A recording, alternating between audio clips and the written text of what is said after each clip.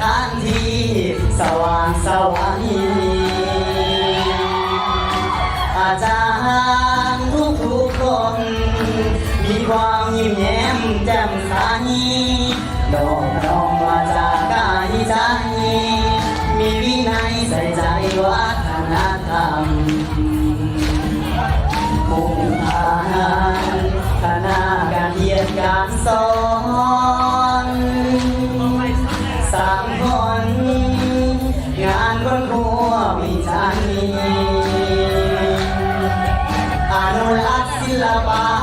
วัฒนธรรมของชาติเอาไว้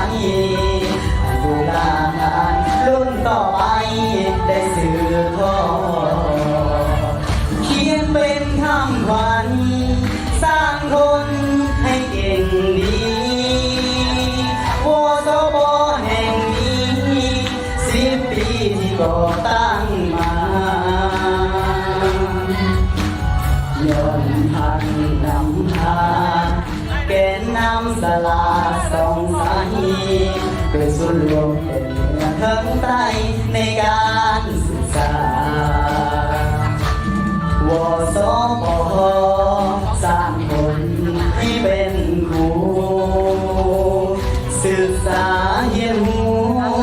เพื่อเป็นแม่พิมพ์ของชาติดนตรีศิลปกรรม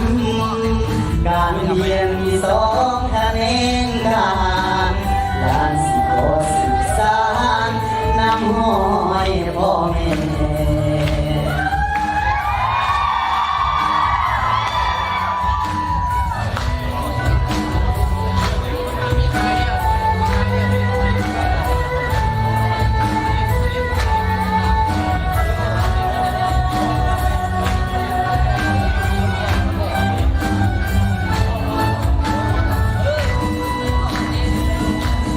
เป็นคำขวัญ